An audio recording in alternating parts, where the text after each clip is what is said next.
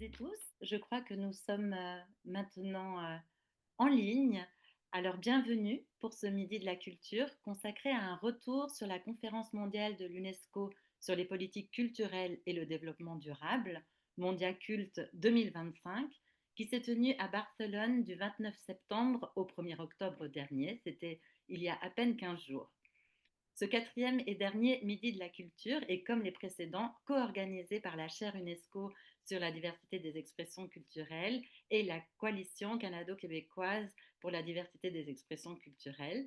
Il s'inscrit plus largement dans le cadre d'un cycle de conférences Midi qui visait à souligner le 20e anniversaire de la Convention de l'UNESCO sur la protection et la promotion de la diversité des expressions culturelles, une convention adoptée à Paris le 20 octobre 2005 et qui fêtera donc ses 20 ans dans 4 jours.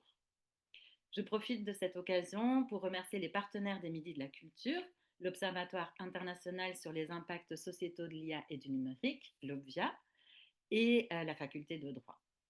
Je précise que cet événement est disponible en interprétation simultanée français-anglais. You are welcome to ask your questions in English in the chat at any time. Il y aura une période d'échange avec le public après les discussions et vous pouvez formuler vos questions, commentaires dans la mesure du possible en mentionnant vos noms et affiliations. Ça nous aidera pour les organiser. Alors, nous avons la chance aujourd'hui d'avoir avec nous deux panélistes de grande qualité et qui, chacun, dans une certaine mesure, joue à domicile.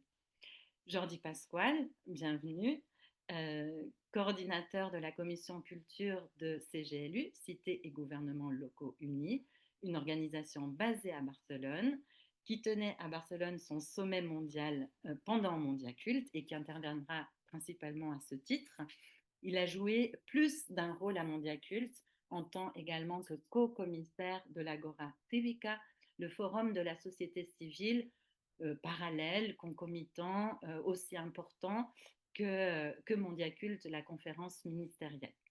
Et puis nous avons aussi, alors je dis il joue à domicile parce qu'il est de Barcelone à Barcelone, et donc moi le même bingo de Jordi. Et puis nous avons aussi avec nous Marie-Christine Morin, directrice générale de la Fédération culturelle canadienne française depuis avril 2018. Elle a occupé des postes de gestion des politiques publiques et des programmes au sein de différents ministères fédéraux et elle pourra, elle, nous en dire plus à domicile aussi sur ce que représente une telle conférence pour l'action de terrain ici au Canada et au Québec. Avant de leur donner la parole, je ferai un petit rappel des objectifs de Mondiaculte. Je partagerai ce rappel avec Marie-Julie Desrochers, qui est secrétaire générale de la Fédération internationale des coalitions pour la diversité culturelle et directrice de la coalition canadienne-québécoise pour la diversité des expressions culturelles et qui était aussi bien active et bien présente à Mondiaculte. Pour vous rappeler quelques données sur cette conférence mondiale, donc Mondiaculte, c'est un forum ministériel au cours duquel les États membres de l'UNESCO, et ils étaient, je crois, 165 à être présents, travaillent ensemble à définir et à s'engager à l'agenda mondial pour un agenda mondial de la culture. Cette conférence, dont la dernière s'est déroulée à Mexico en 2022, permet de faire le point sur les réalisations nationales, régionales et internationales dans le domaine des politiques culturelles. Et puis, elle suit, celle-ci en particulier, suivait l'appel de la Déclaration Mondiaculte 2022 de faire de la culture un objet spécifique dans l'agenda de développement post-2030, une question sur laquelle nous reviendrons. 6 thèmes principaux étaient abordés à Mondiaculte, et je vous en fais la liste: les droits culturels, la culture et transformation numérique, culture et éducation, économie de la culture, culture et action climatique, culture en temps de crise. Ces 6 domaines prioritaires qui avaient été définis au cours de toutes les sessions régionales qui ont amené à Mondiaculte étaient complétés de 2 domaines appelés d'intérêt: la culture pour la paix et IA et culture. La conférence, alors quand on dit que c'était une conférence ministérielle, on a du mal à imaginer la portée et l'amplitude, mais il y avait plus de 3000 personnes à la conférence ministérielle. Je ne sais pas combien de personnes à l'Agora Civique en plein centre de Barcelone. Et alors nous avons compté et nous avons déterminé qu'il y avait plusieurs centaines d'événements qui se déroulaient en même temps, événements parallèles, événements de la société civile, événements ministériels, discussions, plus évidemment toutes les discussions de couloir. Alors, les résultats de cette conférence est un document final qui s'appelle Engagement des ministres de la culture pour Mondiaculte 2025, sur lequel nous reviendrons. Et il y a eu également dans le cadre de l'Agora civique une présentation de la déclaration de Barcelone sur les droits culturels le 30 septembre 2025. La chaire UNESCO sur la diversité des expressions culturelles était présente, très présente à Mondiaculte. Nous étions 4 de la chaire et peut-être si on peut mettre la diapositive suivante, à avoir participé à différents événements. Alors, pour comprendre, dans le cadre de Mondiaculte, il y avait des événements parallèles officiels qui se déroulaient au sein du lieu de la conférence ou en divers lieux de la ville. Et parmi ces événements parallèles, ils regroupaient des thèmes, les thèmes dont je vous ai parlé auparavant. La chaire a participé à des événements sur culture équitable, la culture digitale, numérique, les villes, les municipalités et la protection des artistes dans les conflits armés. Puis, au sein de l'Agora civique, l'accent était surtout sur les droits culturels avec 3 interventions, réflexion sur la déclaration de Fribourg, des outils d'évaluation des droits culturels, une analyse des politiques publiques au regard des droits culturels, la présentation de la déclaration de Barcelone, et puis la question des plateformes. Et donc, nous étions présentes, donc, Véronique Guévremont, titulaire de la chaire, Ivana Otasevich, co-directrice directrice de la chaire, et Clémence Varin, doctorante à la chaire, et moi-même. Voilà pour le tour de notre côté. Je donne maintenant la parole à Marie-Julie Desrochers pour nous présenter aussi quelques éléments de votre participation pendant Mondiaculte. Bonjour à toutes et à tous et merci beaucoup Laurence pour cette introduction. Effectivement, bien, moi, ce que je vais vous présenter, c'est un peu la participation donc de la Fédération internationale des coalitions pour la diversité culturelle et de la Coalition pour la diversité des expressions culturelles. C'était la deuxième fois en ce qui me concerne que j'étais présente à Mondiaculte parce que la première occurrence de cet événement-là a eu lieu avant ma naissance. Mais la seconde avait eu lieu il y a 3 ans au Mexique. 1982 au Mexique aussi. Et donc, on était là la dernière fois. On avait donc une bonne idée à peu près d'où on s'en allait cette fois-ci. Et donc, Fédération et Coalition, on a été assez actifs en ce qui concerne les événements de la société civile. Donc, je suis très heureuse qu'on co-organise aujourd'hui avec la chaire ce Midi de la culture pour essayer de rendre ça un peu plus concret, ce qui se passe à Mondiaculte, parce que je peux imaginer que ça demeure assez flou quand on travaille dans le milieu culturel, bon, ou qu'on est étudiant, on a un public mixte, et qu'on voit qu'il y a cette grande conférence-là qui se déroule. Il y a notre ministre de la Culture et de l'Identité canadienne, Stephen Guilbeault, qui était là. Il y avait aussi Madame Nathalie Verge, qui était là pour représenter le ministère de la Culture et des Communications du Québec, puisque le Québec a toujours ce droit de parole à l'UNESCO. Donc, ils se partageaient aussi les temps de parole. Donc, je vais essayer de vous donner un petit aperçu de ce que nous, on faisait là-bas et pourquoi nous étions là. Donc, au niveau de la fédération, déjà, on était une assez bonne délégation. On avait donc notre président qui est Guillaume Prieur de la Coalition française. On avait le vice-président pour la région Afrique, Mahamadou Adamou de la Coalition nigérienne. Une présence de Holly Aylett qui est du Royaume-Uni, de la Coalition du Royaume-Uni. Solange Morales, qui est de la coalition brésilienne. Et évidemment, notre coprésident de la CEDEC, Bill Skolnick, qui était là pour représenter la coalition canadienne. Mais on avait aussi, je dirais exceptionnellement, pu inviter Marie-Christine Morin parce qu'elle a été panéliste, comme elle va pouvoir vous en parler, dans un événement parallèle qu'on organisait. Et Marie-Christine avait été invitée notamment en raison de sa participation à la 5e conférence des ministres de la culture de la francophonie qui avait eu lieu à Québec en mai dernier à l'initiative du ministre de la Culture et des Communications du Québec, Mathieu Lacombe. Marie-Christine avait été, je pense, la seule personne de la société civile qui avait pu prendre la parole devant les ministres. Et donc, on voulait continuer d'amener ce sujet-là, la question du plaidoyer dans l'environnement numérique et le rôle de la francophonie dans ce plaidoyer-là. Donc, Marie-Christine a pu découvrir plus concrètement aussi ce qu'est la fédération et comment on travaille dans ces événements internationaux. Donc, nous, on s'est impliqués dans 6 événements et simplement vous dire que nos objectifs, pourquoi est-ce qu'on était là, qu'est-ce qu'on cherchait à faire, bien, c'était tout simplement du plaidoyer. La Fédération est vraiment une organisation qui fait du plaidoyer au niveau international, ce qui rassemble toutes les coalitions qu'on a dans notre réseau, donc dans toutes les régions du monde. Et donc, parmi nos sujets prioritaires, bien, on a fait des événements pour toucher à la question de l'environnement numérique, bien sûr, l'intelligence artificielle générative, ses défis, mais aussi les plateformes numériques, les questions de découvrabilité qui se retrouvent même mentionnées, le mot découvrabilité, dans le document final qui conclut l'événement. On était là aussi pour mettre de l'avant la prise en compte nécessaire des expressions autochtones dans le développement de politiques publiques. Notamment, j'ai vu qu'on a des gens de la Commission canadienne pour l'UNESCO qui sont connectés en partenariat étroit avec la Commission canadienne de l'UNESCO et plusieurs autres partenaires. Tous nos événements étaient avec plusieurs partenaires. On voulait aussi traiter de la mobilité des artistes qui est inscrite au cœur de la Convention de 2005 de l'UNESCO, qui est un sujet très important pour la Fédération, la question de la fracture numérique.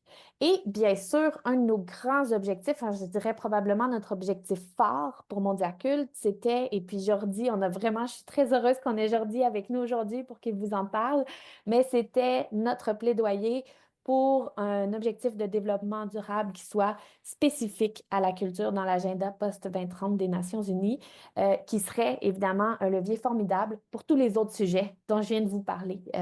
Et donc, c'était au cœur des discussions à Mondiaculte. Ça se retrouve aussi dans le document final, mais je vais laisser nos panélistes en parler. Mais comme vous voyez, donc, on avait... peut-être revenir à la diapo d'avant s'il vous plaît. Donc, c'est ça. Alors, on a participé à l'Agora civique à un très gros événement qui était magnifiquement organisé par Jordi sur la nécessité d'un objectif culture. Donc, la FICDC fait partie d'un collectif international d'organisations qui plaide pour un ODD culture et nous étions toutes les têtes de réseau sur scène, mais c'était pas uniquement nous. Il y a eu plusieurs panels qui se sont succédé sur le sujet avec des invités de haut niveau, notamment la rapporteure spéciale pour les droits culturels de l'ONU, Mme Alexandra Xantaki. Donc, c'était vraiment une conférence, une journée de conférence de grande qualité qui donnait de l'espoir. Alors, j'espère qu'on pourra continuer sur cet élan magnifique là, qu'on a eu à l'Agora civique. Notre président aussi, Guillaume Prieur, a pu participer à une discussion sur l'intelligence artificielle et les pratiques culturelles. Dans les événements parallèles à Mondiaculte, on avait aussi, peut-être juste revenir à la diapo précédente qui avait pas tout à fait. C'est ça, on avait un événement auquel Holly Hellette a participé. Il est écrit que c'est moi, mais c'était Holly. Donc, Why We Need a Culture Goal. Et c'était un événement qui s'est très bien déroulé aussi. Excusez, c'est ça, c'est le mien, c'est la traduction. Parfait, on va continuer. J'ai mon petit cerveau de retour de Mondiaculte et d'Ottawa. On peut aller à la prochaine diapo. Donc, il y avait Culture équitable, un levier pour le développement durable dans lequel la chaire est impliquée. Aussi, bien sûr, Véronique était là pour présenter, créer un outil pour une collaboration équitable dans le secteur culturel et créatif à l'échelle mondiale. Donc, on avait Mahamadou Adamou qui était panéliste sur cet événement. On peut continuer. Et ensuite, c'est ça, l'événement auquel Oli participait dans le cadre de Mondiaculte, vraiment à nouveau pour pousser la question de nos DD, mais vraiment devant un public qu'on espérait, en tout cas, de représentants des partis. Ensuite, la culture, bien public et moteur économique, renforcer la diversité culturelle par le développement économique, notamment à l'ère de l'IA générative. Donc, la discussion à laquelle Marie-Christine a pu participer. On peut aller à la suivante. et finalement écouter le territoire, savoirs autochtones et politiques publiques, un panel auquel ont participé notamment Barbara Filion, qui travaille normalement à la Commission canadienne de l'UNESCO, qui vit une année spéciale cette année. Elle a un autre projet, mais une partenaire très précieuse. Tom Johnson aussi, qui est du groupe de travail de la Commission canadienne de l'UNESCO sur les langues autochtones et directeur général de Eskasoni Fish and Wildlife Commission. Et on avait aussi quelqu'un du Botswana, Gakemoto Satao, leader autochtone San, gestionnaire de savoir et environnementaliste, reconnu pour son expertise en gestion autochtone, San du feu comme impératif de conservation. Et donc, cette discussion-là était vraiment très riche avec d'autres panélistes aussi, parce qu'il y avait toujours plusieurs partenaires là, pour tous les événements parallèles. Donc, ça, c'est ce que nous avons organisé, contribué à organiser, en tout cas, ou à quoi nous avons participé en tant que FCDC et coalition.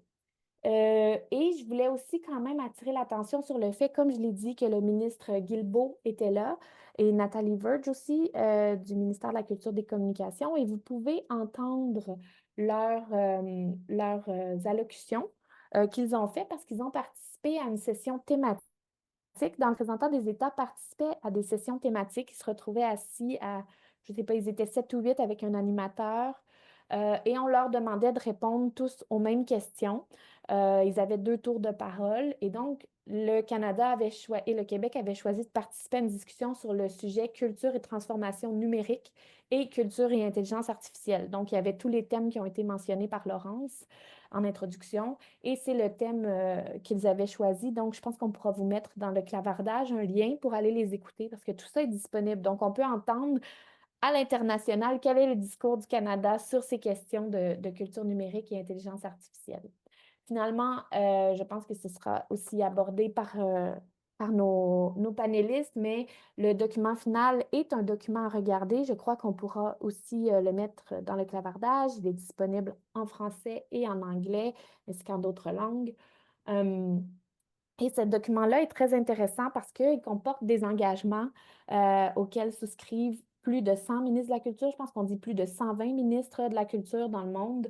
Donc, j'attire votre attention sur deux petits points de forme, mais il y en a vraiment plus que deux qui sont intéressants dans cette déclaration. Mais je sais que ceux-là sont particulièrement chers aux membres de la Coalition pour la diversité des expressions culturelles, soit, par exemple, faire progresser l'IA afin de favoriser la créativité humaine et soutenir la création, la découvrabilité, la disponibilité, l'accessibilité, la préservation culturelle et l'échange de contenus culturels divers et multilingues de la création humaine, y compris sur le patrimoine culturel numérique. Ça, c'est un engagement. Et encore, promouvoir la participation significative du secteur culturel à l'élaboration des politiques et des systèmes relatifs à l'IA au niveau national et international. C'est quelque chose qui est extrêmement important pour nous, qu'on demeure au cœur de ces discussions-là. Donc, c'est assez réjouissant de voir qu'il y a un consensus international sur la nécessité de mettre les acteurs culturels au cœur de ces décisions-là. Et je pense qu'on peut dire que même si c'était un événement un peu certainement étourdissant, avec tout le nombre d'événements qu'il y avait et qu'il y avait en même temps, il y a des choses, ça peut toujours s'améliorer, mais il y avait quand même une place importante qui a été laissée à la société civile, qui a eu plusieurs occasions là, de s'exprimer comme je viens de le montrer. Merci Marie-Julie. Ben, je pense qu'avec ton intervention, on a un peu complété la mise en contexte. Deux éléments que je voudrais rajouter. Dans le clavardage, vous avez la biographie de nos panélistes. J'ai simplement dit leur titre, mais vous en saurez plus sur eux. Vous trouvez aussi les documents. Je voulais aussi souhaiter la bienvenue à Andrés Muñoz Carcamo, qui était à Mondiaculte dans la délégation, avec la délégation du Chili et donc il pourra apporter son regard aussi au moment de la discussion et qui vient d'écrire aussi un article sur ce retour de Mondiaculte. Il y avait également Mondiaculte, on ne l'a pas dit, Mondia Youth, et donc la présence de la jeunesse également avec une déclaration de la jeunesse. Donc ça sera peut-être pas l'objet de notre discussion, mais le souligner. Et donc il y a un foisonnement de rencontres et de documents et de différentes choses à retenir de ce grand événement. Alors maintenant, ben, je me tourne en premier lieu vers Jordi. Jordi Pasquale, donc comme je l'ai dit, qui est coordinateur de la commission culture de CGLU, Cité et gouvernements locaux unis, un observateur témoin participant très impliqué dans cette édition de Mondiaculte, mais qui était déjà à Mondiaculte en 2022. Et la question que je voulais te poser, Jordi, c'est quelles étaient tes attentes, connaissant ce qu'était cet événement, quelles étaient tes attentes pour cette conférence qui se déroulait à Barcelone? Ah, moltes gràcies, Laurence. Merci beaucoup. Un vrai plaisir d'être avec vous aujourd'hui, ce matin, cet après-midi, ce soir. Et les attentes étaient un peu plus ambitieuses que les résultats que les ministres de la Culture ont approuvés le 1 octobre. Parce que, comme Andrés l'a signalé dans son article, il y a eu des documents ébauches qui étaient plus ambitieux. Alors, ici, la bonne nouvelle est il y a un débat entre les ministres de la Culture, l'équipe de l'UNESCO et bon, ces deux, ces deux sphères, il y a un débat sur l'opportunité et sur les moments euh, et sur le contenu sur la place de la culture dans la prochaine agenda. Ce débat n'existait pas en 2022. Elle n'existait pas. Aujourd'hui, oui, il existe. Et nous avons identifié, nous savons, parce que les couloirs parfois parlent, il y a des États qui s'opposent à être explicites aujourd'hui sur les besoins que la culture soit un objectif dans la prochaine agenda 2030, avec des excuses qui sont un peu surréalistes, parce que bien sûr, en 2030 ou en 2029, nous ne pouvons anticiper aujourd'hui, en 2025, la forme de l'agenda 2030. Nous ne savons pas s'il y aura des objectifs ou s'il y aura des missions. Mais que les ministres de la Culture demandent en 2025 d'une façon explicite que la culture soit en première division, chers amis, mais c'est évident, non? Alors, ce débat, c'est un peu difficile à comprendre. Si les ministres de la Culture ne demandent pas que la culture doit être en première division, ils doivent démissionner, mais ils sont dans un autre. Quel est l'objectif d'une ministre de la Culture, sinon mettre la transformation humaine sociétale que la culture comporte au centre du débat local, national, international? Bon, il y a un débat, c'est pas mal. Deuxième chose, Laurence, je m'arrête ici ou je continue? Deuxième chose, je veux bien t'entendre sur la deuxième chose. Je pense que ton expérience et ton apport est riche. Alors, deuxième et troisième. Alors, deuxième. Deuxième, on est entre amis, hein? Je peux parler avec clarté. En 2022, l'UNESCO est arrivé à Mondiacult 2022 avec des réticences sur la viabilité, l'opportunité d'un objectif culture. Il faut le dire. Je ne découvre rien que M. Ernesto Ottone n'avait pas dit le 27 septembre 2025 en public. Il a dit, je suis arrivé en 2018-2019. Pendant une année, les équipes, quelques-uns m'ont essayé de convaincre que la culture était partout. Et bon, j'ai découvert que l'empereur n'avait pas de vêtements. Non, nous avons un petit prix de consolation qui est le 11,4, des mentions inopérationnelles sans capacité d'apporter des ressources, des pouvoirs d'action, de participer aux tables de discussion de la mise en œuvre de l'agenda 2030 à l'échelle nationale, locale. Mais bref, il n'y avait pas un objectif. Ernesto Tone a été très clair sur cela. À ce moment-là, il dit, je m'ai mis à travailler pour que en 2030, il y a un objectif culture. Très bien. Mais il faut dire que c'était la société civile avec la campagne Objectif Culture 2030 que au mois de mars 2022, on a dit aux équipes de l'UNESCO, chers amis, le 26 septembre 2022, on va publier un document qui s'appelle un objectif culture avec 10 cibles concrètes, enracinées dans le travail du secteur culturel et très clairement avec capacité transformatrice des vies de toutes les personnes qui sont sur la planète Terre, c'est-à-dire avec conscience que nous représentons des secteurs et avec conscience aussi qu'on doit servir à toutes les personnes qui habitent dans la planète.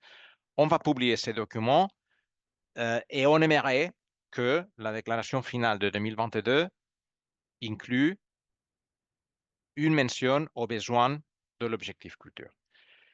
On attendait un peu plus pour 2025. On attendait que la déclaration finale de Mondiacult 2025 Barcelone fait un petit pas ou un grand pas en avant. Et une des ébauches qu'on a vues, la phrase qui existe dans les documents 2025 est la culture devrait être inclue en tant qu'objectif indépendant à part entière dans un futur cadre de développement défini par les États membres. Très bien. Mais cette phrase continuait avec la suivante. Et les éléments de l'objectif culture pourraient être, et il y avait une liste de 9 éléments. Droit culturel, éducation, économie culturelle, les points que vous pouvez voir dans les documents finaux de Mondiacult 2025. Hélas, malheureusement, la phrase qui suit la mention à l'objectif indépendant n'est pas celle que je viens de dire, mais voici les domaines que nous considérons comme prioritaires pour les politiques et pratiques culturelles à tous les niveaux. Et c'est vrai qu'il y a une continuité entre objectif culture et ces 9 éléments, mais la phrase introductoire n'est pas la même. C'est pas la même chose avoir le possible 9 cibles ou le possible 9 sujets de l'objectif culture, avoir une liste que en 2025 est croyable, mais cette liste, c'est un peu atemporal. C'est pas une liste avec intention, avec instinct pour contribuer à l'objectif culture futur. Voilà, c'est le deuxième élément que je voulais signaler. Le leadership de la société civile a été très important pour que l'UNESCO soit aujourd'hui dans la position qu'elle est. Le troisième élément, c'est un peu plus difficile pour moi parce que Laurence, Marie-Julie, vous avez présenté, et c'est autocritique aussi, hein, attention. Vous avez présenté la Agora Civica comme le forum de la société civile. Oui et non. Oui et non. Parce que l'Agora Civique a été organisée par les 4 institutions publiques qui ont des compétences sur la ville qui a accueilli Mondiacult 2025.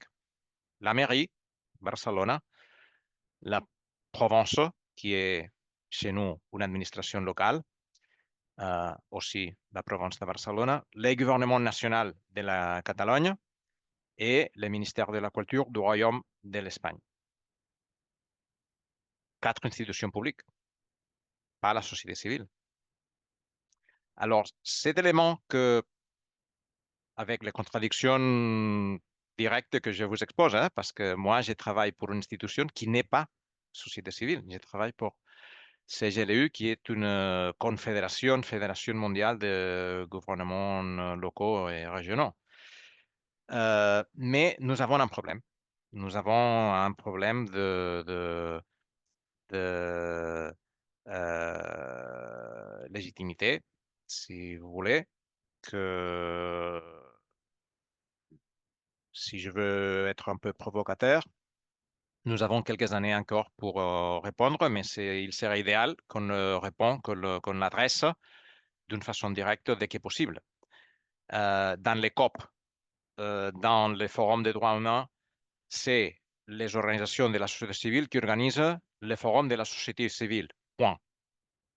Avec le soutien des institutions publiques, avec le soutien des philanthropies. Mais c'est la société civile qui s'organise pour un forum civique. Vous savez tous où le prochain Mondial Culte va se développer. Mais je crois Peut-être que tu c'est peux le rappeler, Jordi, pour ceux qui nous le écoutent. royaume de l'Arabie Saoudite. Alors, je crois que c'est quelque chose qui déborde, hein.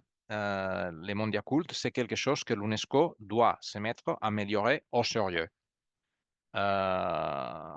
Reconnaître et donner du pouvoir, du vrai pouvoir à la société civile. Voilà.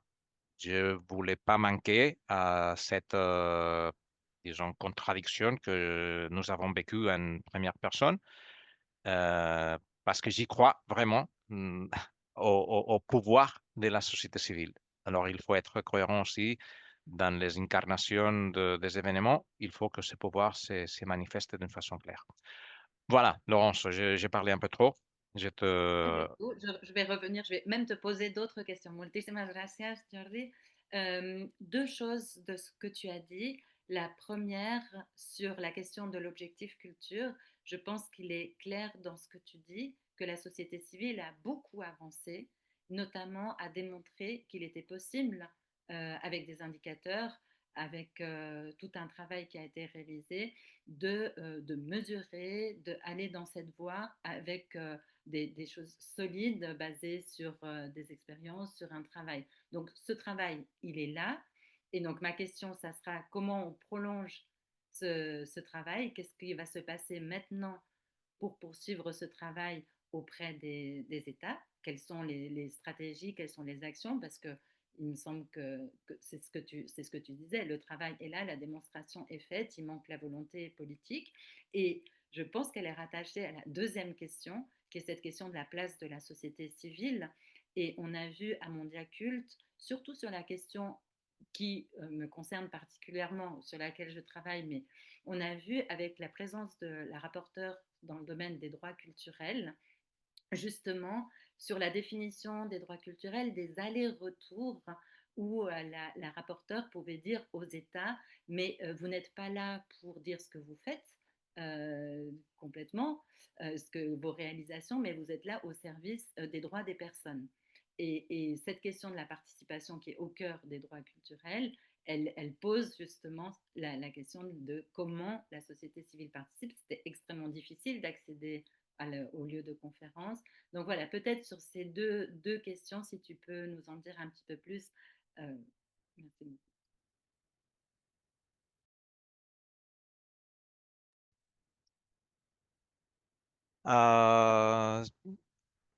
Je ne suis pas sûr si je peux ajouter d'autres éléments. Euh, je crois que le travail, si nous avons contribué, nous, si la société civile, si la campagne a contribué à renforcer, à, à,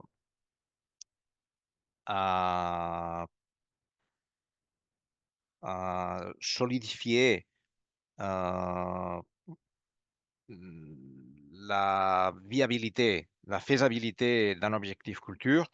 S'il y avait des doutes sur cela, les documents qu'on a publiés, c'est clair, c'est exhaustif. Nous avons publié un document avec plus de 100 pages qui est le résultat d'une enquête qu'on a menée, d'un travail de collection des indicateurs qui existent aujourd'hui dans les domaines de la démocratie culturelle, du développement culturel. Nous avons classifié ces indicateurs avec les 10 cibles que nous avions identifiées en 2022.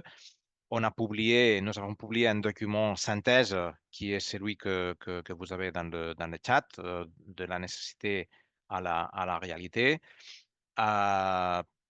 Dans le même document, on imagine, on fait explicite que le débat n'est pas fermé, que les indicateurs sont perfectibles, qu'il y a des éléments qualitatifs qui ne sont pas encore dans la proposition, mais avoir une proposition aujourd'hui d'objectif culture qui est à la même échelle de crédibilité que n'importe lesquels des 17 objectifs aujourd'hui dans l'agenda est quelque chose de très important. C'est très important. Parce que les débats que nous avons sur les objectifs sont très similaires aux débats qui existent dans la mise en œuvre et l'évaluation de la consécution des 17 objectifs et des 169 cibles de l'agenda aujourd'hui. Les prochaines étapes, ici, Marie-Julie, à titre seulement personnel, parce que on a une réunion du comité de pilotage de la campagne qu'on doit organiser à la fin du mois d'octobre, début novembre. À mon avis, il y a une idée dans dans les documents que nous avons publiés qui est important, qui est l'adoption volontaire. L'adoption volontaire signifierait, se traduirait par un chapitre dans les rapports que les pays membres de l'ONU envoient au Forum politique de haut niveau 2026-2027 qui reproduit l'objectif culture que nous avons proposé, avec les contenus que chaque État est en train de mettre en œuvre pour la consécution des objectifs. Je l'explique avec des exemples. Vous savez que le Forum politique de haut niveau, le High Level Political Forum, se réunit chaque mois de juillet à New York et que chaque année, il y a quelques objectifs qui sont analysés et quelques pays, quelques États membres des Nations Unies qui rapportent. Chaque année, pas tous les pays rapportent, pas tous les objectifs sont analysés. Mais, exemple, si en 2026, le Brésil doit rapporter sur les objectifs 1, 3, 5, 11 et 16, on devrait demander au Brésil ajouter un chapitre objectif 18 dans votre rapport. Un rapport qui sera lu par l'ensemble des pays des Nations Unies en juillet 2026. Si on fait ça avec Brésil, avec le Congo, avec la Finlande et avec le Canada en 2026 et avec la Corée, la Thaïlande, l'Espagne, la Sud-Afrique et le Mexique en 2027, ça serait un énorme succès. C'est un travail un peu différent de celui que nous avons fait, qui est plus, disons, analytique et propositif. C'est un travail plus politique où il y a des difficultés parce que, comme vous le savez, les pouvoirs dans un État ne sont pas évidents et les jeux d'équilibre entre les ministères de la culture, les foreign office et les ministères qui s'occupent de la mise en œuvre nationale de l'agenda 2030 ne sont pas forcément en coïncidence. Alors, c'est un travail que nous pouvons pousser, nous pouvons documenter, nous pouvons faire public partiellement, mais ça dépend beaucoup plus de la volonté nationale. Ici, les commissions nationales de l'UNESCO, certainement les membres de la société civile, la coalition nationale pour la diversité culturelle, les chapitres nationaux de la Fédération mondiale des bibliothèques, les membres de CGLU, les membres de ICOMOS, de l'ICOM, etc., peuvent pousser. Nous pouvons identifier qui s'occupe du rapport, qui est la personne qui rédige les documents stratégiques dans les ministères de la Culture, mais ça ne dépend plus, ne dépend étroitement de nous comme ce que nous avons fait jusqu'aujourd'hui. Voilà, je ne sais pas si je réponds complètement à nos questions. Je voulais aussi mentionner non, le travail de Alexandra et de Farida et de Karima aussi et de l'équipe d'Alexandra, Mylène, Joanne, Sarah, extraordinaire, fondamental, fondamental. Nous avons eu une portion importante de positionner ces débats. Alexandra aussi. L'existence de la rapporteuse spéciale des Nations Unies sur le droit culturel est une excellente bonne nouvelle et on doit travailler pour que cela continue avec à moins la même force qu'elle a aujourd'hui. Merci beaucoup, Jordi. Tu as répondu à mes deux questions euh, et tu nous as montré une voie possible de mobilisation pour cet objectif culture au niveau des États. Merci beaucoup. Je vais compléter maintenant en passant à Marie-Christine Morin, qui, je rappelle, est directrice de la Fédération culturelle canadienne-française, directrice générale.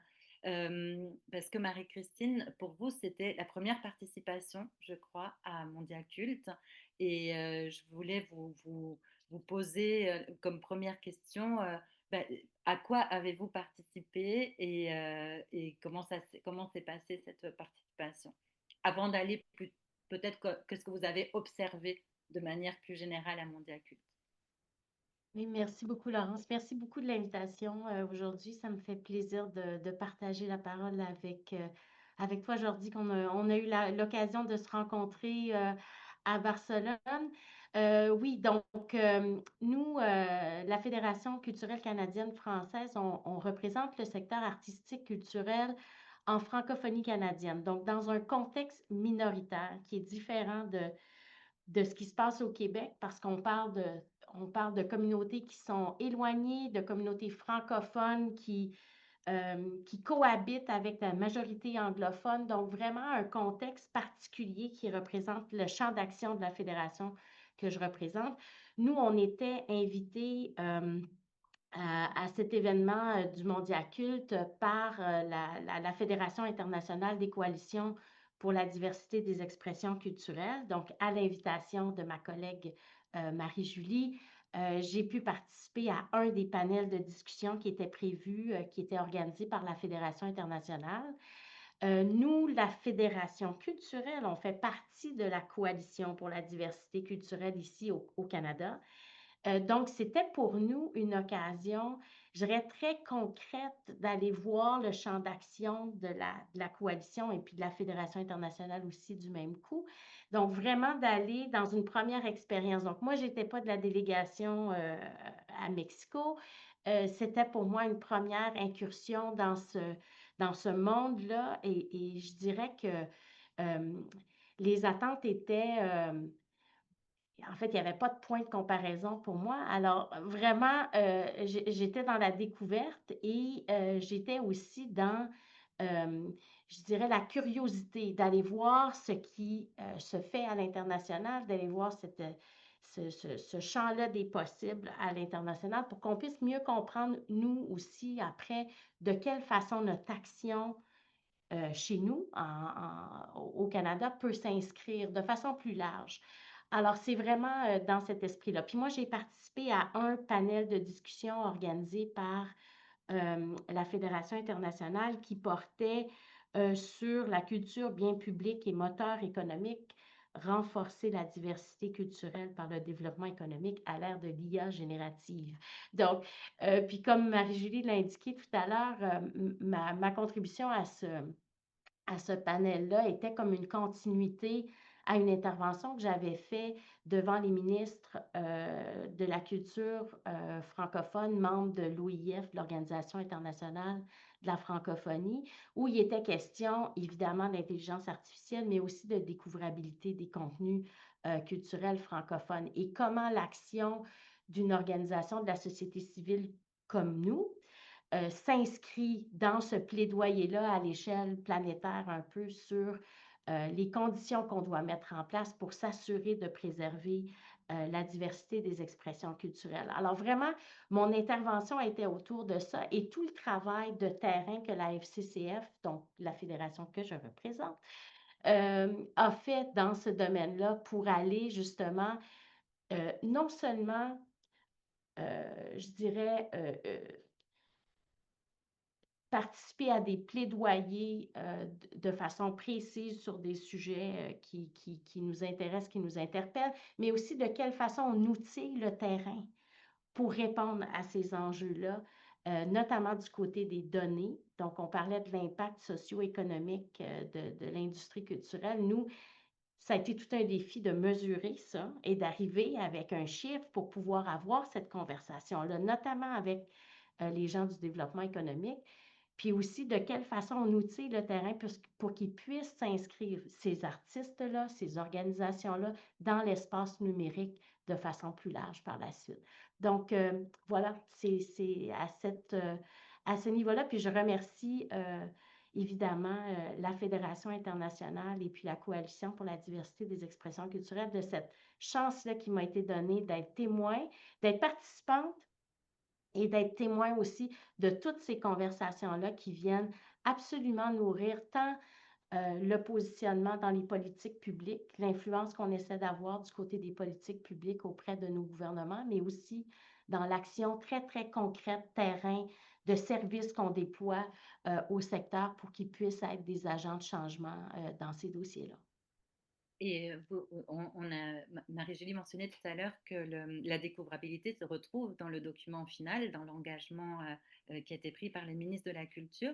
Est-ce que vous, qui avez été à la fois à Québec à cette réunion des ministres francophones et à Mondiacult, vous sentez que c'est un sujet porté par d'autres acteurs que la francophonie? Ah oui, absolument. Puis je dirais que c'est une des découvertes, moi, une des découvertes, oui, dans une certaine mesure, l'espèce de solidarité internationale autour de ces questions-là, une force de frappe aussi à laquelle on peut s'inscrire, nous, comme organismes qui parfois nous sentons un peu isolés par rapport au sujet qu'on porte dans le champ d'action qu'on a ici au Canada. Donc, de sentir cette coalition-là de pays, avoir un consensus très clair à ce sujet, ben c'est clair que ça donne de l'oxygène. Je dirais, ça renforce, je dirais, l'indice de courage qu'on doit avoir comme organisme de la société civile parfois pour pousser des dossiers dans l'espace public. Donc moi, ça a été une des grandes découvertes, d'abord cette solidarité-là qui existe à l'international sur ces questions-là, notamment la découvrabilité des contenus.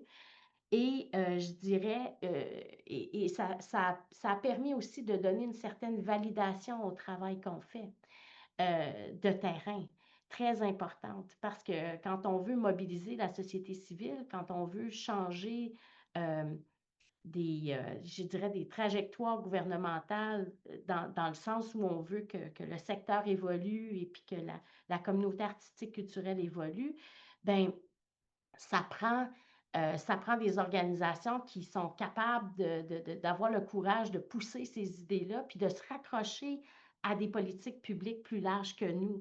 Donc ça, c'est très important de pouvoir être témoin de manifestations comme celle-ci parce que ça nous permet après, ensuite, nous, de concrétiser puis d'ancrer notre action dans quelque chose de très précis et d'engagement que notre propre pays a pris sur plusieurs des questions.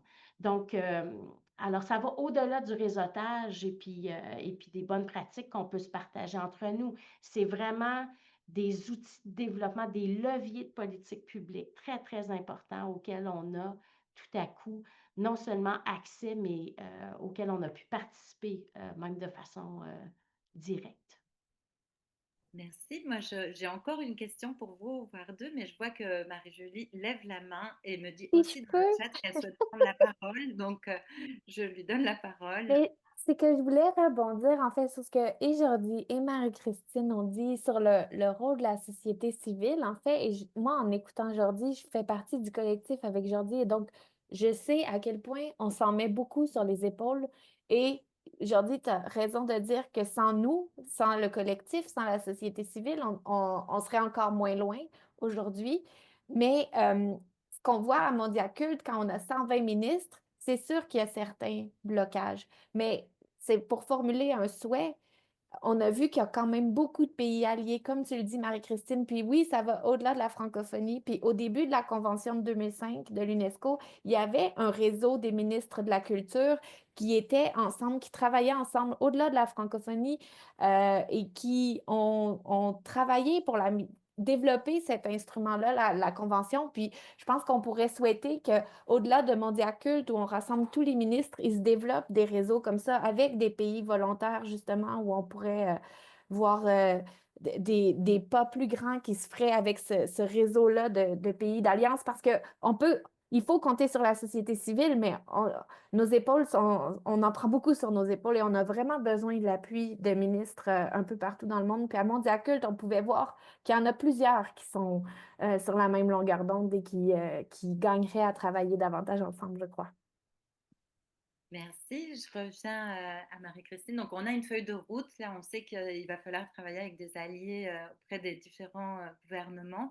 Peut-être, Marie-Christine, est-ce qu'il y a d'autres sujets qui vous ont marqué à Mondiaculte et que vous pensez que vous allez pouvoir continuer à travailler ou vous avez envie de ramener dans votre travail de terrain de l'organisation? Certainement, on faisait référence tout à l'heure là, aux domaines, aux différents domaines de la déclaration qui ont été évoqués.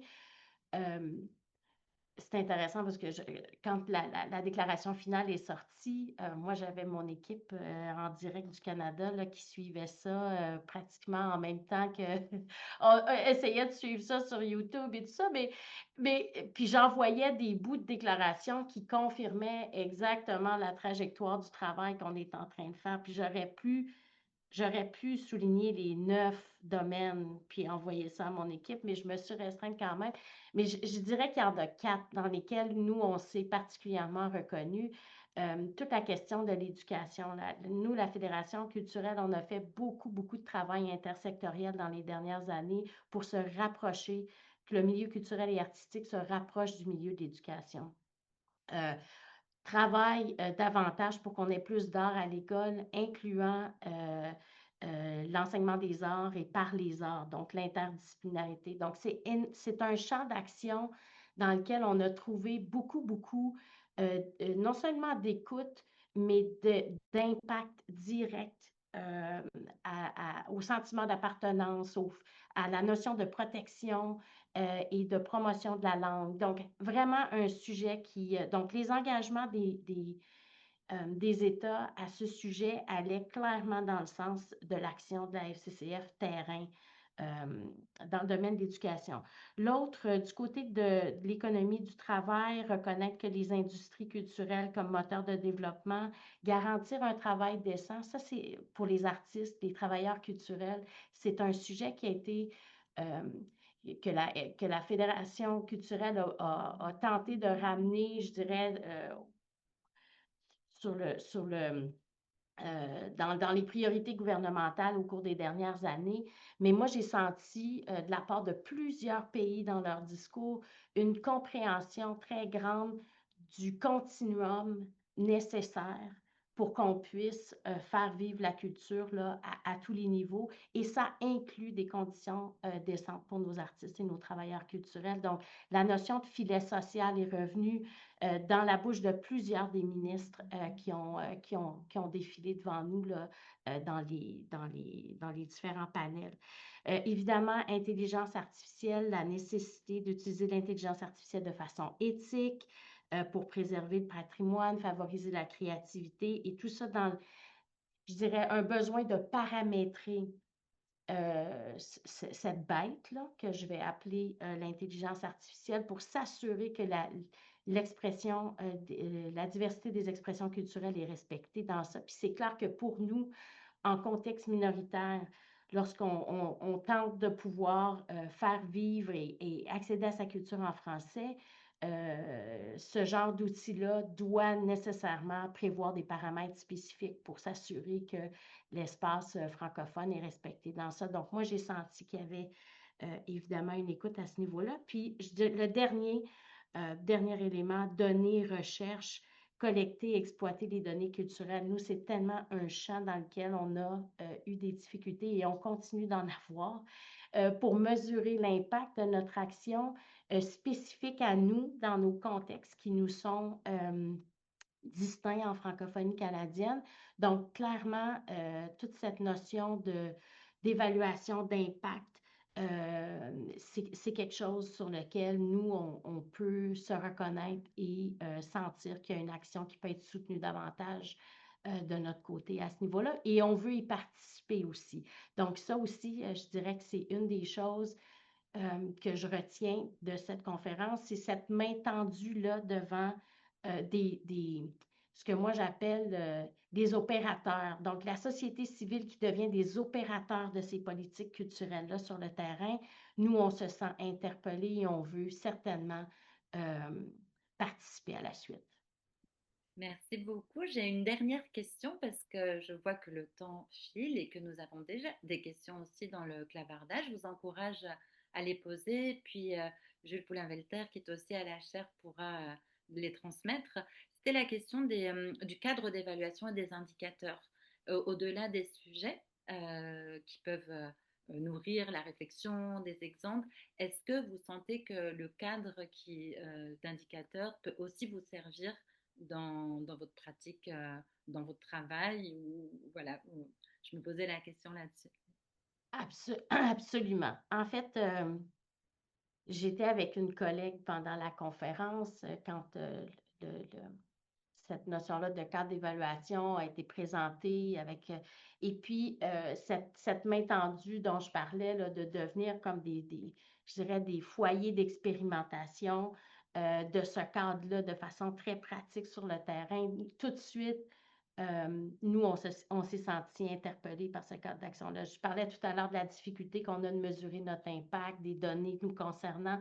Donc là, tout à coup, on arrive avec un cadre qui pourrait être absolument piloté en francophonie canadienne. Nous, c'est d'ailleurs une chose qu'on va essayer de porter dans les prochains mois, prochaines années, d'ici la prochaine conversation, autour du fait que nous pouvons être, FCCF et son réseau, un foyer d'expérimentation très fertile, je dirais, à l'application de ce cadre d'évaluation-là. Puis on va certainement continuer les conversations qu'on a déjà engagées à Mondiaculte, mais qu'on va devoir poursuivre ici depuis le Canada pour pouvoir participer activement parce que ça vient répondre à un besoin ou je dirais un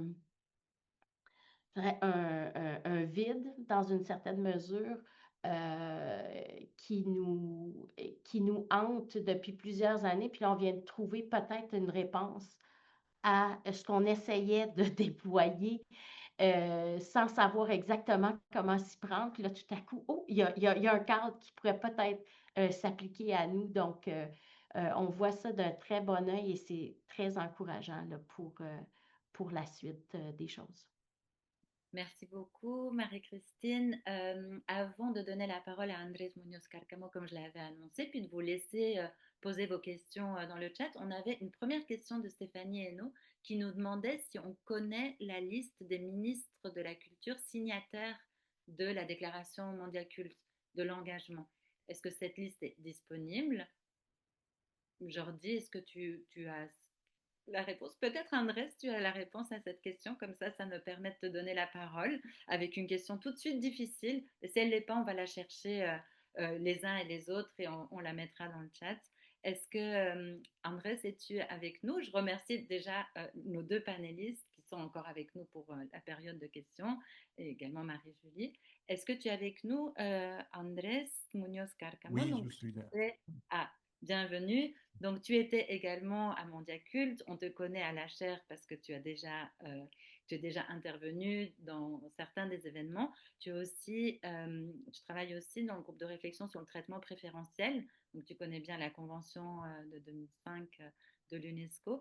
Et donc, à Mondiaculte, tu avais ce regard euh, dedans, dehors, je ne sais pas comment le définir, d'être avec la délégation du Chili.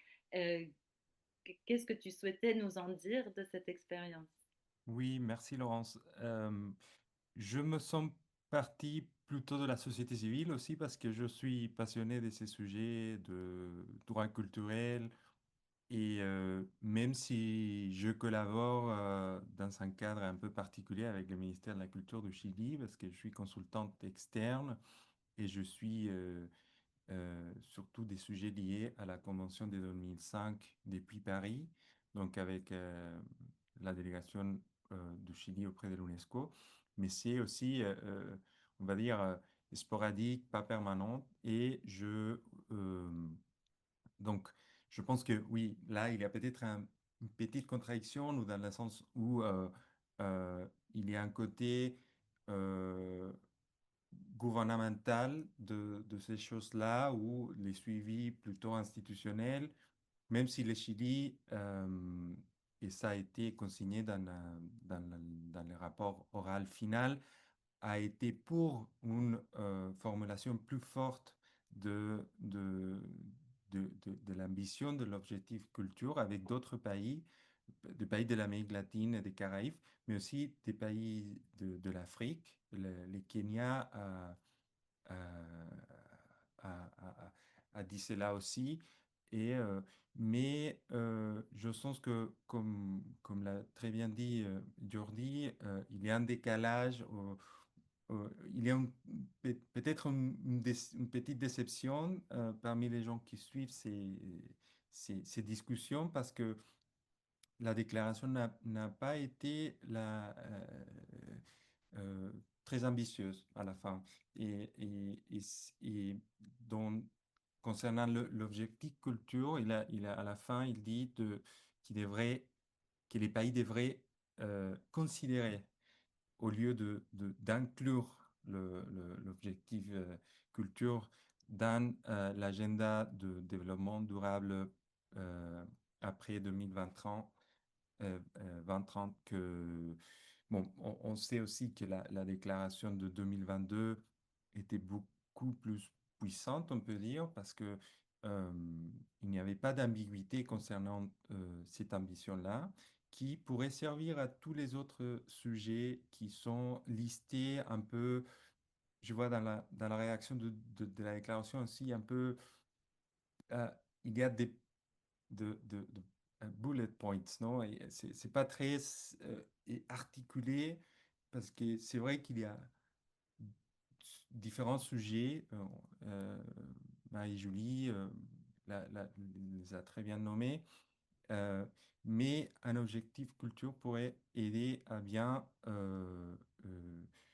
étudier, à suivre avec des indicateurs ces différents thèmes qui sont importants. Et à la fin, et si même les ministres de la culture ne sont pas convaincus que la culture est importante, qui doit être en première catégorie, comme l'a dit Jordi, qu'est-ce qui reste à nous qui sommes un peu travailleurs de la culture aussi, qui sont passionnés de ces sujets, qui voulons que cela soit mieux considéré, qui soit dans les politiques publiques.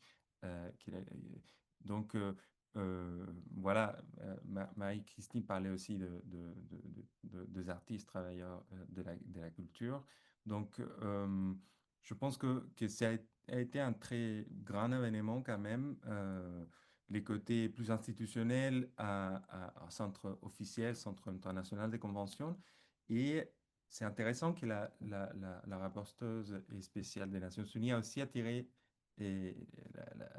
l'attention sur ce sujet-là, que en ce même moment où le ministre discutait, bah, à quelques kilomètres, bah, il y avait des manifestations culturelles et des forums organisés plutôt par les organisations, par la société civile, même si c'était avec les supports de gouvernement catalan ou des autorités locales qui prenaient, ou apparemment prenaient la discussion beaucoup plus, je ne veux pas dire au sérieux, mais avec euh, plus de puissance et qui n'a pas, malheureusement pas été, c'est mon avis, très bien euh, concrétisé dans cette déclaration qui a été moins ambitieuse que celle de 2022.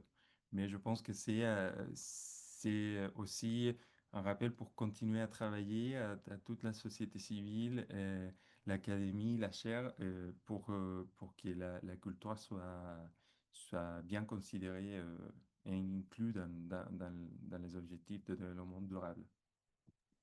Merci Andrés. Mais oui, Jordi s'est livré à une analyse presque juridique et textuelle de ce que voulait dire le fait qu'il n'y ait pas le fragment de phrase sur l'objectif. Est-ce que sur d'autres éléments de la déclaration, par exemple sur les droits culturels, qui est un sujet que tu connais bien, les droits culturels dans la déclaration de Mondiaculte, les droits culturels dans la déclaration de Barcelone sur les droits culturels, est-ce qu'on parle de la même chose? Est-ce qu'on, quelle est la portée de ces textes sur l'approche de droit culturel dans les travaux de l'UNESCO?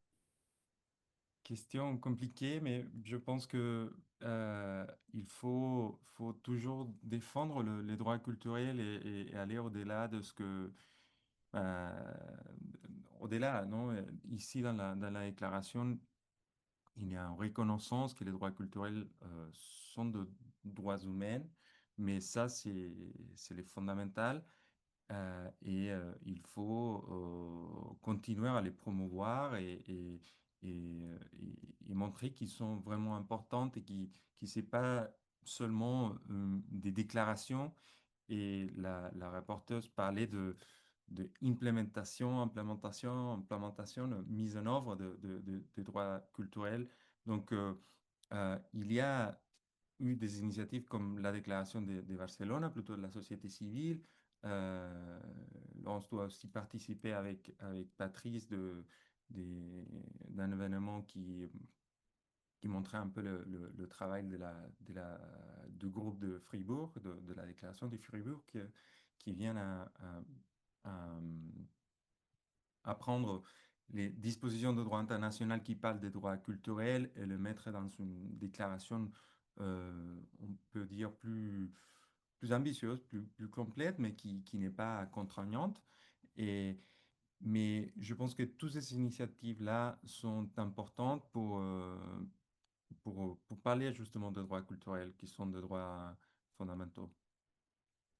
Merci Andrés, merci à nos panélistes. Alors je regarde les questions dans le chat et avant que Jules m'interrompe, il y avait une question qui portait sur euh, comment interpréter un événement ministériel de cette envergure face aux grands changements, les conflits. On a parlé de la Palestine à plusieurs reprises dans le cadre de Mondiaculte. Voilà, comment la culture et la question des crises a été ou vous semble avoir été adressée ou pas au sein de Mondiaculte. Et c'est pour tous les panélistes, celui qui a envie de s'en saisir, également Marie-Julie et Andrés, si ça vous semble pertinent.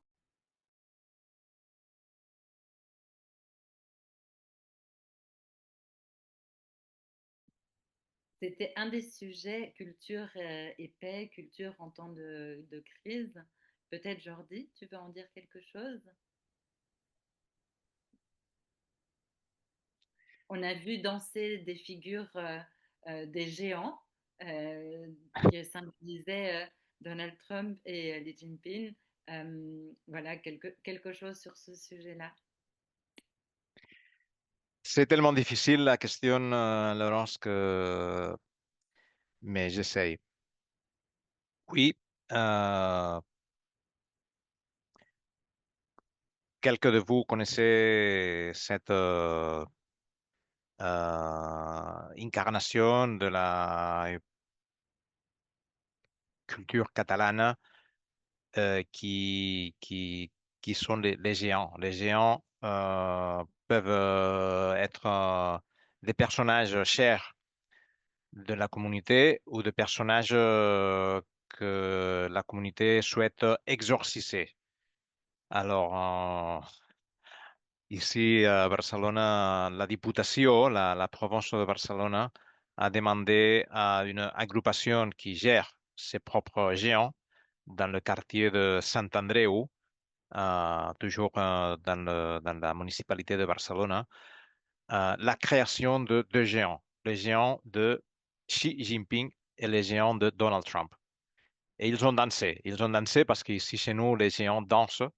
Ils ont dansé quelques mètres et dans la grande place, dans la cour interne du Centre de Cultura Contemporània de Barcelone.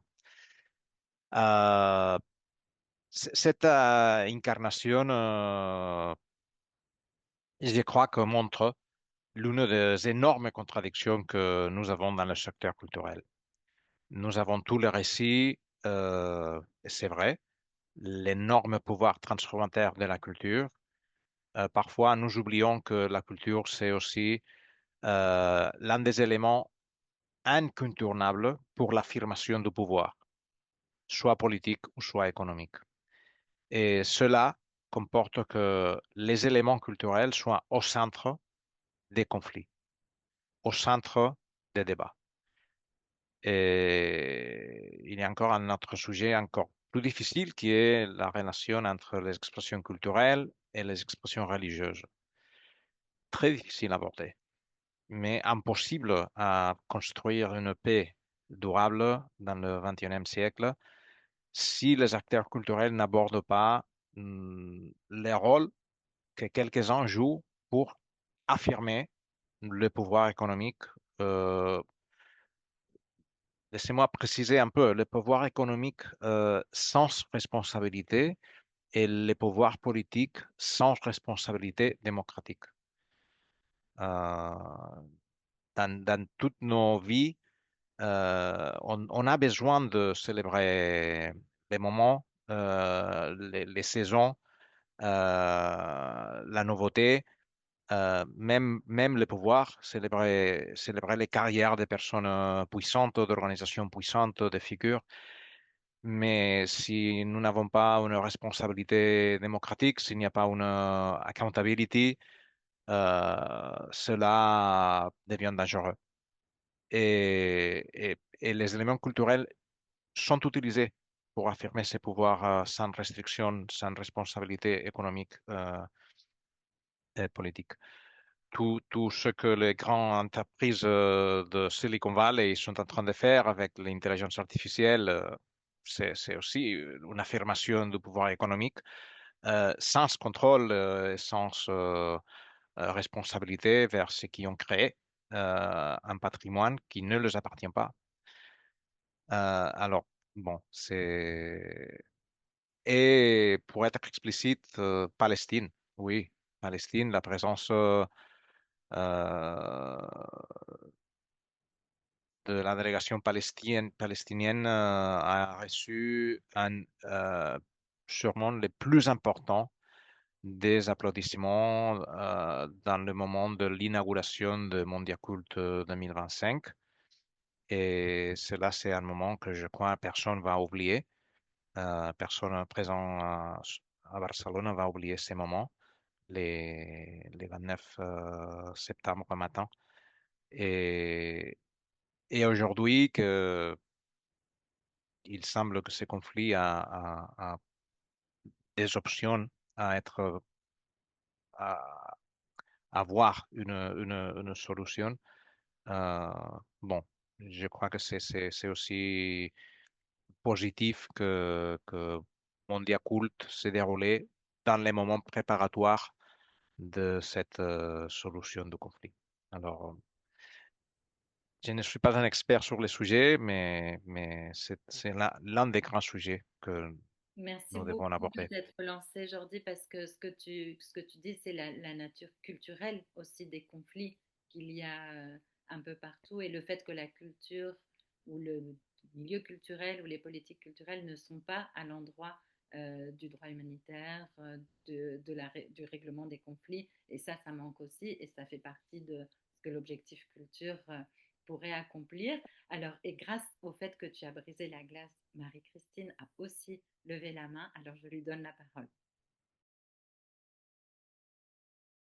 Ouais, ben, moi non plus, je ne suis pas une experte en la matière, mais, mais c'est certainement un sujet qui est revenu à plusieurs reprises pendant les conversations.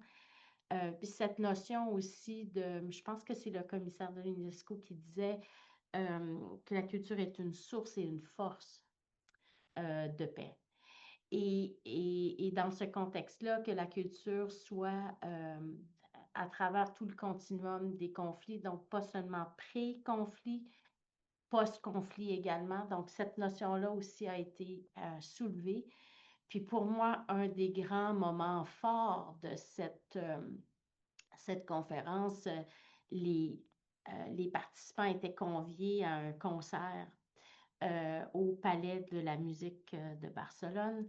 Et à ce concert-là, c'est un orchestre qui a été composé d'une quarantaine de pays et ils ont interprété plusieurs œuvres qui venaient d'un peu partout. Ça a été vraiment un moment très, très touchant et un moment particulier où il y avait des musiciens, il y avait des chanteurs et puis tout le monde s'est mis à chanter un peu a cappella sur la scène. Et moi, l'image qui m'est venue à ce moment-là, ça a été de dire, ben, en fait, c'est un peu ça. C'est-à-dire que on n'a pas tous besoin de chanter la même chanson. On a besoin d'être en harmonie, par contre, euh, et il y avait dans ce moment-là très, très touchant, euh, une symbolique très grande sur ce qu'on est en train de faire ensemble à l'échelle de la planète. Donc, euh, donc, pour moi, cette image-là restera toujours gravée et je me suis dit, ben, tant que ça existe, parce que, bon, on est dans un monde où les questions géopolitiques là, habitent beaucoup l'espace médiatique. Il y a un effet quand même assez anxiogène autour de ça. Et moi, tout de suite, avec des collègues qui étaient autour, on s'est dit, mais tant que ça existe, euh, le monde va mieux se porter. Et je pense que les organisateurs ont réussi à, à démontrer à travers l'art et la culture ce à quoi, comme planète, on doit aspirer. C'était un Oui, beau moment. c'était au Palau de la Música Catalana, qui est un Oui, bijou du modernisme, et c'était l'orchestre de Jordi Savall. Jordi Savall qui, depuis près de 30 ans, je crois, a créé cet orchestre des deux rives de la Méditerranée avec des musiciens de différentes confessions. Et effectivement, c'était un moment fort. Vous m'amenez, Marie-Christine, sur le terrain du développement durable, enfin, ou de la transition écologique, enfin, de ces questions qui étaient aussi présentes à Mondiacult, puisqu'il y avait le thème culture et action climatique. Alors, il nous reste 10 minutes. On me dit qu'il n'y a pas de questions du public, qui est pourtant, nous sommes 40 autour de ce midi de la culture, mais c'est sûrement qu'ils trouvent les panélistes passionnants et qu'ils veulent vous entendre. Donc, peut-être une question là-dessus, ce lien entre l'action climatique, la culture, imaginer des futurs comme ça. Est-ce que chacun de vous, ou certains d'entre vous, ont envie d'en dire quelque chose? Puis comme il reste uniquement 10 minutes, je prendrai la parole peut-être les 2 dernières minutes pour faire une petite conclusion.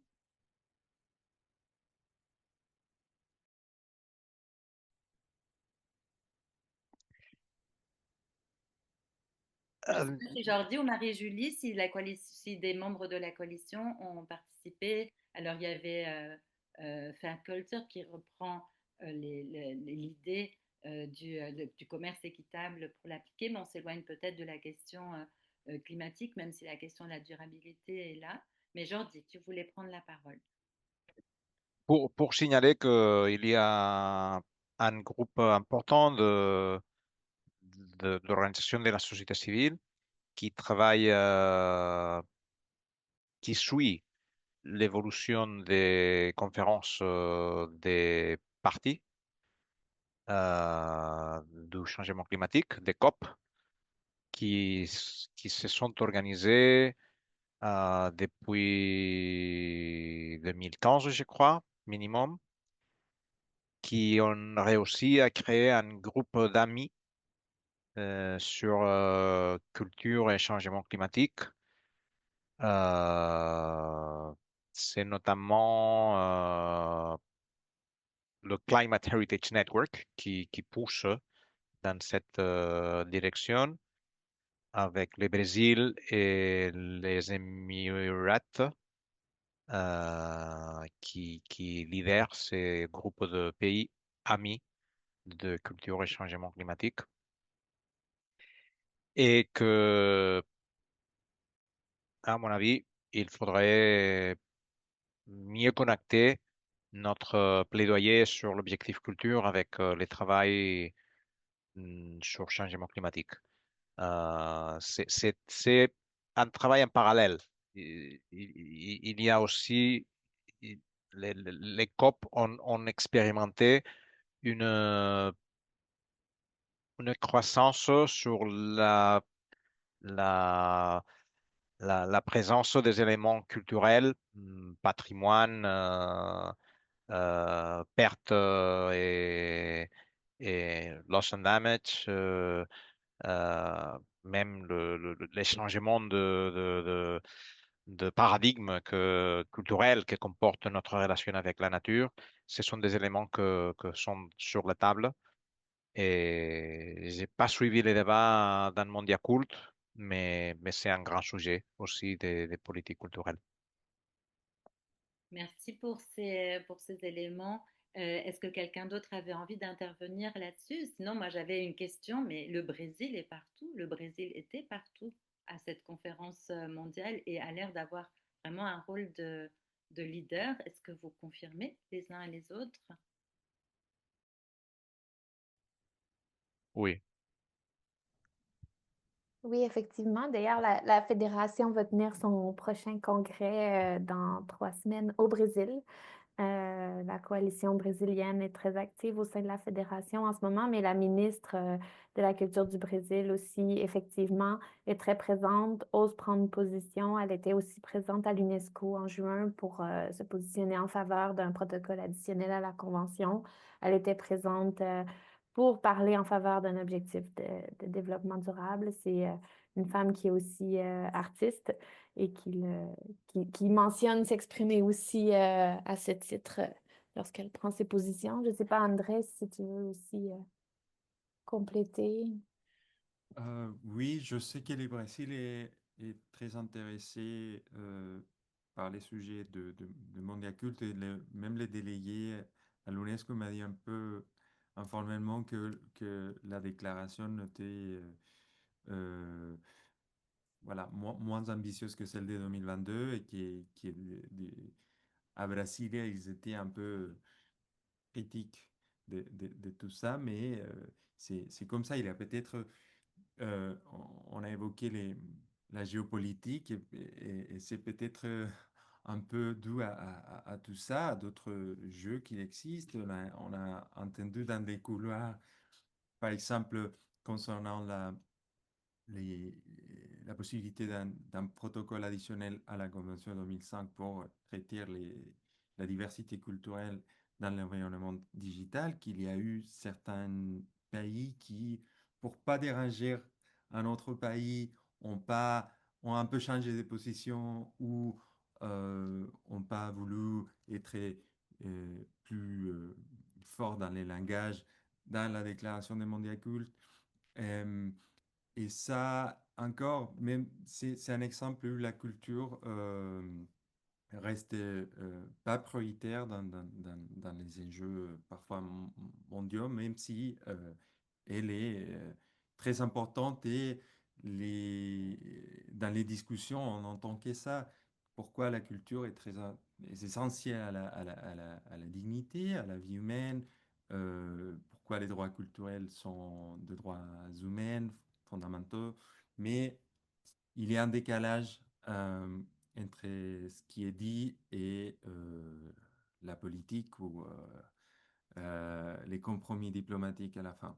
Donc, euh, pour moi, c'est un peu ça, mais c'est à nouveau un rappel pour les acteurs de la société civile de continuer à travailler très fort et suivre tout ce qui se passe. Et Jordi parlait de High Forum à Nations Unies. Je pense que le Brésil est un allié.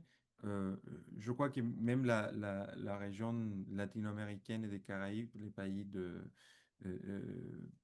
ces pays sont pour euh, une inclusion plus forte de la culture dans l'agenda global de développement et aussi euh, pour les protocoles qui va être à nouveau discuté d'ici 3-4 mois dans la prochaine session du comité intergouvernemental et on va voir là qu'est-ce qui se passe avec les pays qui hésitent encore parce que c'est un sujet qui a été euh, délayé, je ne sais pas comment dire, mais à plusieurs reprises.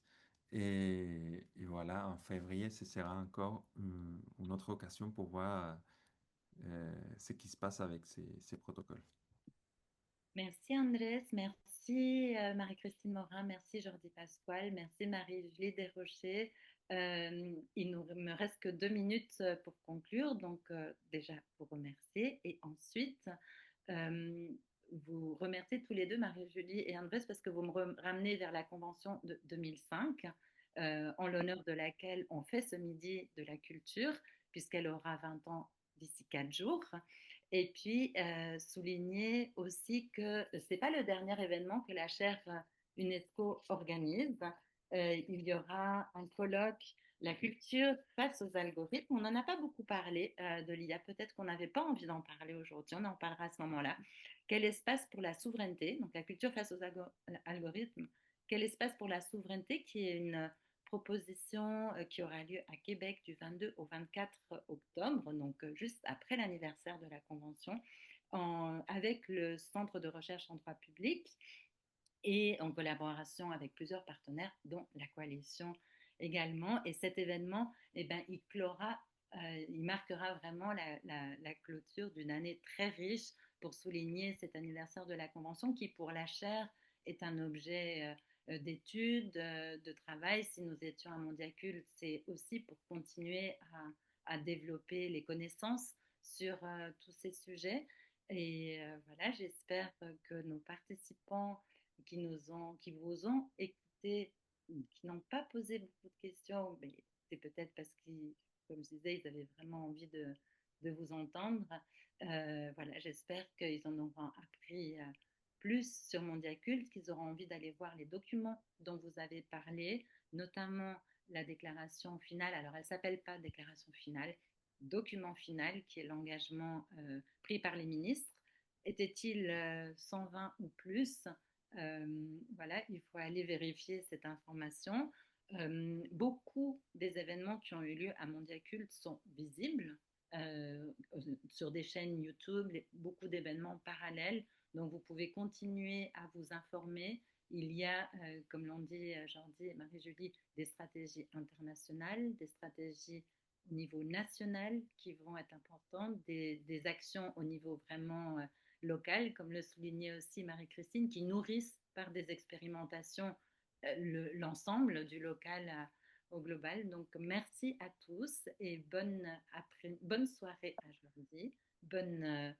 Bon appétit aux autres, si vous n'avez pas encore dit, à Jordi et à Andrés. Et on se quitte là-dessus. Merci à tous et toutes. Merci à toutes. Merci à tous, à toutes. Merci. Merci, ciao. Merci.